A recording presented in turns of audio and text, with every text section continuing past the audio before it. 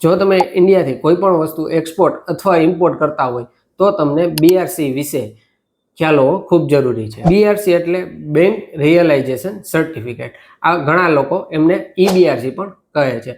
હવે તમે ઇન્ડિયાથી એક્સપોર્ટ કરતા હોય, કોઈ પણ પ્રોડક્ટ એક્સપોર્ટ કરતા હોય તો તમારે તમારા અકાઉન્ટમાં પેમેન્ટ આવવું ખૂબ જરૂરી છે. તેવી જ રીતના તમે જો કોઈ પણ ગુડ્સ ઇન્ડિયામાં ઇમ્પોર્ટ કરતા હોય કોઈ પણ કન્ટ્રીથી તો તમારે પેમેન્ટ કરવું ખૂબ જરૂરી છે. હવે બીઆરસી ક્લોઝ કેમ કરવી? 2024માં નિયમ હતો આરબીઆઈ થ્રુ કે પેલા બેંક છે તે તમારી બીઆરસી ક્લોઝ કરી દે. હવે આપણે ખુદ આપણી જાતે બીઆરસીને ક્લોઝ કરી શકીએ છીએ.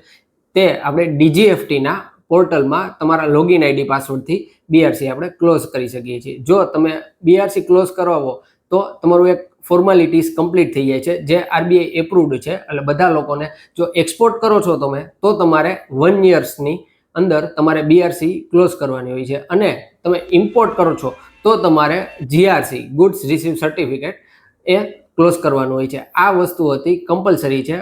કોઈ પણ વ્યક્તિને જો એક્સપોર્ટ કરે છે તો પણ આ ફોર્માલિટીઝ છે તે કમ્પ્લીટ કરવી પડે છે, અને એક ઇમ્પોર્ટ કરે છે તો પણ આ ફોર્માલિટીઝને કમ્પ્લીટ કરવી પડે છે. આવા જ વિડીયો જોવા માટે મને ફોલો કરો.